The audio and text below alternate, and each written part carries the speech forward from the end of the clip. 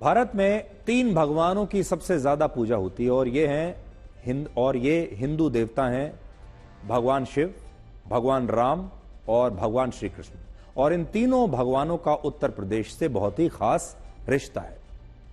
उत्तर प्रदेश के अयोध्या में भगवान राम का जन्म हुआ था, मथुरा में भगवान श्री कृष्ण का जन्म हुआ था और काशी वो स्थान है जहां भगवान शिव को समर्पित 12 ज्योतिर्लिंग में से एक ज्योतिर्लिंग है।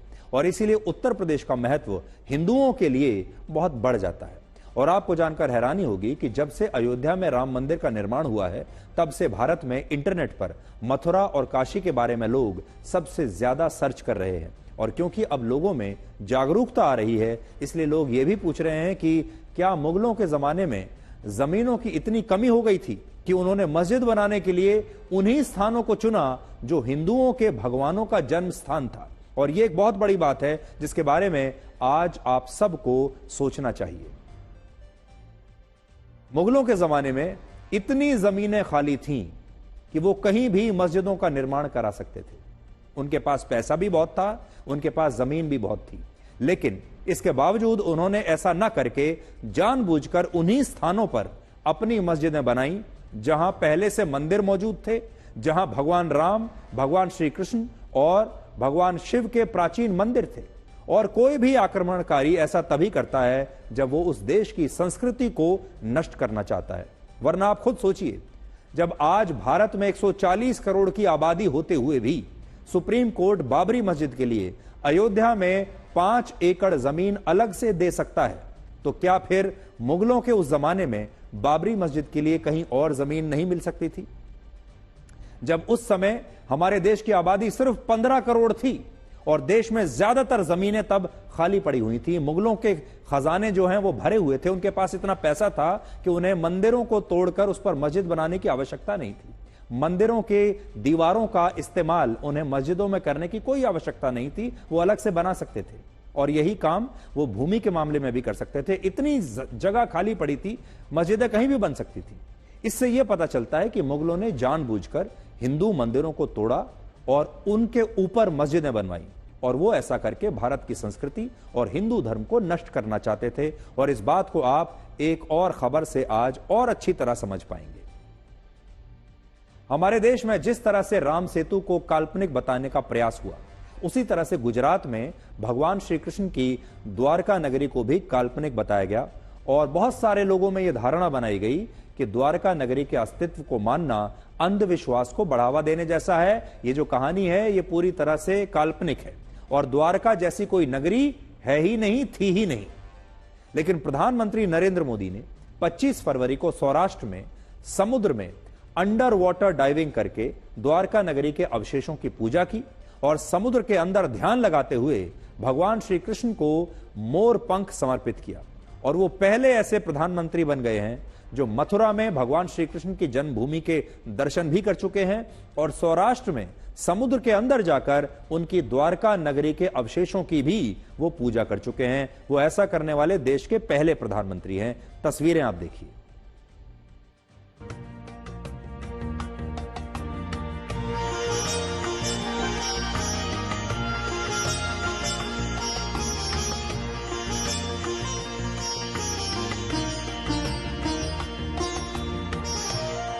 मैंने वो पल बिताए जो जीवन भर मेरे साथ रहने वाले। मैंने गहरे समुद्र के भीतर जाकर प्राचीन द्वारिका जी के दर्शन किए।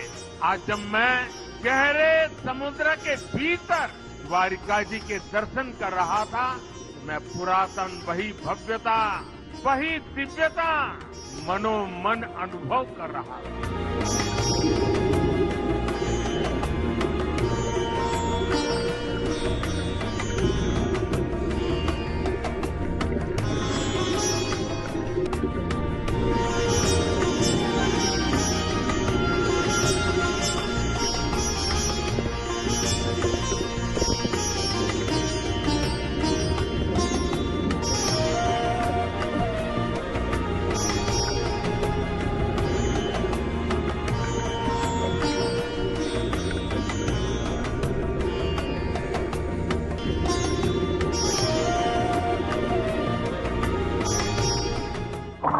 लिए साहस से ज्यादा श्रद्धा थी।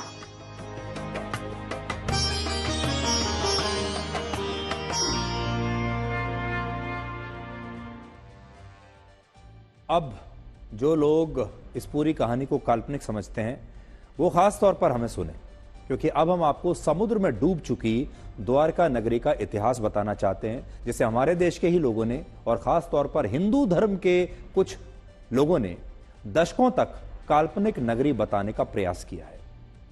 जबकि सच यह है कि श्रीमद् भगवत गीता, गरुड़ पुराण और स्कंद पुराण के अलग अलग खंडों में भगवान श्री कृष्ण की द्वारका नगरी का उल्लेख किया गया है, जिसका संस्कृत भाषा में शाब्दिक अर्थ होता है स्वर्ग का प्रवेश द्वार। महाभारत के अनुसार जब भगवान श्री कृष्ण ने अपने मामा और मथुरा के राजा कंस का वध किया, तब इसका बदला लेने के लिए राजा कंस के ससुर और तत्कालीन मगध नरेश जरासंध ने यदुवंश को समाप्त करने के लिए मथुरा पर एक नहीं बल्कि कई बार आक्रमण किए। उस समय भगवान श्री कृष्ण हर बार जरासंध को उसके आक्रमण के बाद परास्त कर देते थे, हर बार उसे हराते थे। लेकिन जरासंध की जिद ऐसी थी कि वो अपनी हर हार के बाद, हर पराजय के बाद फिर से मथुरा लौटकर आता था और यदुवंश और भगवान श्री कृष्ण को समाप्त करने के लिए एक नए सिरे से फिर से आक्रमण करता था। और इन लगातार आक्रमणों से इससे भगवान श्री कृष्ण को यह समझ में आ गया कि अगर उन्होंने अपनी प्रजा के साथ मथुरा से किसी और स्थान पर प्रवास नहीं किया तो जरासंध के ये आक्रमण ऐसे ही चलते रहेंगे, ये कभी रुकेंगे नहीं। और इसी के बाद भगवान श्री कृष्ण ने अपनी जन्मस्थली मथुरा को त्याग कर, मथुरा को छोड़कर गुजरात के सौराष्ट्र में पश्चिमी छोर पर स्थित एक द्वीप शहर बसाने का फैसला किया, जिसे द्वारका नगरी कहा गया। पौराणिक ग्रंथों में बताया गया है कि जब भगवान श्री कृष्ण द्वारका नगरी को बसाने के लिए सौराष्ट्र के समुद्री तट पर पहुंचे, तब उन्होंने वरुण देव से समुद्र में द्वारका को बसाने के लिए जगह मांगी, जिसके बाद वरुण देव ने भगवान श्री कृष्ण की इस विनती को सहर्ष स्वीकार कर लिया। और इसी के बाद वास्तुदेव के पुत्र भगवान विश्वकर्मा ने द्वारका नगरी का निर्माण किया, जिसमें इस शहर के चारों तरफ बड़ी बड़ी दीवारें बनाई गई थीं और शहर के द्वार सोने से निर्मित थे। और इस द्वारका नगरी में कुल 50 विशाल खंबे थे और यह नगरी उस युग की सबसे उत्तम नगरी थी, जिसमें एक विशाल महल भी हुआ करता था। लेकिन बाद में एक समय ऐसा आया जब यही द्वारका नगरी समुद्र में डूब गई और इस शहर के डूबते ही कलयुग की शुरुआत हो गई और यह सब कुछ एक श्राप की वजह से हुआ। महाभारत के अनुसार जब कुरुक्षेत्र की लड़ाई में कौरवों की हार हुई, तब शोक में विलाप करते हुए माता गांधारी ने भगवान श्री कृष्ण को एक श्राप दिया था। उन्होंने कहा था, भगवान श्री कृष्ण की वजह से जिस तरह महाभारत के युद्ध में कौरवों का विनाश हुआ, वैसे ही यदुवंश का भी एक दिन विनाश हो जाएगा। और इस श्राप का ही नतीजा था कि द्वारका में एक समय ऐसा आया जब यदुवंशियों के बीच खूनी संघर्ष शुरू हो गया और वो आपस में ही लड़ते हुए एक दूसरे का विनाश करने लगे। और यदुवंशियों की इस मौत की वजह से भगवान श्री कृष्ण के बड़े भाई श्री बलराम ने भी अपना मानव शरीर त्याग दिया। और इसके बाद भगवान श्री कृष्ण भी द्वारका नगरी को छोड़कर जंगल में विचरण करने के लिए चले गए। और एक दिन जब जरा नामक एक शिकारी ने दूर से भगवान श्री कृष्ण के अंगूठे को हिरण का मुख समझकर उन पर बाण चलाया, तो ये बाण भगवान श्री कृष्ण को लग गया। और इसके बाद इस शिकारी को बहुत अफसोस भी हुआ। लेकिन भगवान श्री कृष्ण ने इस शिकारी से कहा कि जो कुछ होता है वो मेरी इच्छा से ही होता है और ये बाण भी उन्हें उनकी इच्छा से ही लगा है। और इसी के बाद भगवान श्री कृष्ण ने मानव शरीर त्याग दिया। और जब यह समाचार अर्जुन को मिला तो वो द्वारका के लोगों को अपने साथ हस्तिनापुर ले गए। और इसी के बाद समुद्र में आई लहरों में द्वारका नगरी हमेशा के लिए डूब गई और इस नगर के डूबते ही कलयुग की शुरुआत हो गई थी।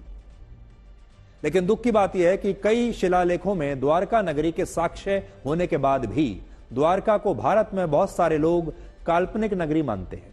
और ऐसा करने वाले ज्यादातर लोग हिंदू धर्म के ही लोग थे, जिन्होंने इसे एक काल्पनिक कहानी बताया। वर्ष 1963, 1970 और वर्ष 2007 में आर्कियोलॉजिकल सर्वे ऑफ इंडिया ने द्वारका नगरी के अवशेषों की खोज करने के लिए कई अध्ययन किए और हर बार एएसआई की टीम को समुद्र के अंदर से ऐसे सबूत मिले जो ये प्रमाणित करते हैं कि द्वारका नगरी कोई काल्पनिक नगरी नहीं है, बल्कि समुद्र के अंदर आज भी ऐसे खंबे, सिक्के, बर्तन, दीवारें और कलाकृतियां मौजूद हैं जो 5000 साल से ज्यादा पुरानी बताई जाती हैं। और इन कलाकृतियों से यह पता चलता है कि भगवान श्री कृष्ण की द्वारका नगरी अब भी समुद्र के अंदर मौजूद है, उसके अवशेष अभी मौजूद हैं। लेकिन सोचने वाली बात यह है कि हमारे देश के ही बहुत सारे इतिहासकार और बहुत सारे बुद्धिजीवी ये बात तो मान लेते हैं कि यरूशलेम में जो वेस्टर्न वॉल है वो बुराक वॉल थी, जहां पैगंबर मोहम्मद साहब के उड़ने वाले बुराक घोड़े को खड़ा किया गया था और यही स्वर्ग का द्वार था। और इस बात को मानने में कोई गलती भी नहीं है, बिल्कुल सही है। अगर किसी धर्म की यह मान्यता है तो उसे मानना चाहिए, हम उसे बिल्कुल भी ना चुनौती दे रहे हैं ना चैलेंज कर रहे हैं। अगर इस्लाम धर्म में ऐसी मान्यता है तो इसका सम्मान होना चाहिए। अगर ईसाई धर्म में स्वर्ग का द्वार बताया गया है, उनकी ऐसी मान्यता है, तो उसका भी सम्मान होना चाहिए। लेकिन सवाल ऐसे में तब उठता है जब हिंदू धर्म की मान्यताओं को काल्पनिक बताकर उन्हें खारिज कर दिया जाता है और यह समझा जाता है कि द्वारका नगरी के अस्तित्व को मानने से अंधविश्वास बढ़ेगा। और यही कारण है कि प्रधानमंत्री मोदी से पहले किसी और प्रधानमंत्री ने कभी भी समुद्र के अंदर जाकर प्राचीन द्वारका नगरी की पूजा इस तरह से नहीं की थी। जब जब भगवान श्री कृष्ण की बात आती है तब तब द्वापर युग के साथ देव और दानवों का भी उल्लेख किया जाता है। और अब जो बात हम आपको बताने वाले हैं वो आपको बहुत ध्यान से सुननी चाहिए। सनातन धर्म के अनुसार सतयुग में देव और दानव अलग अलग लोक में रहते थे। देव देवलोक में रहा करते थे और दानव दैत्य लोक में रहते थे। इसके बाद त्रेता युग आया जिसमें देव और दानव एक ही लोक में रहने लगे, जिसमें भगवान राम भी इसी पृथ्वी लोक पर रहते थे और रावण भी इसी पृथ्वी लोक में रहा करता था। इसके बाद द्वापर युग आया जिसमें देव और दानव एक ही परिवार में रहने लगे, एक लोक नहीं, एक ही परिवार में रहने लगे। और कौरवों और पांडवों का युद्ध इसी युग में सबने देखा, यानी कौरव और पांडव एक ही परिवार में थे लेकिन देव और दानव की तरह थे। और अब कलयुग चल रहा है जिसमें देव और दानव अब एक लोक नहीं, एक परिवार नहीं, बल्कि एक ही देह यानी एक ही शरीर में रहते हैं। यह है कलयुग।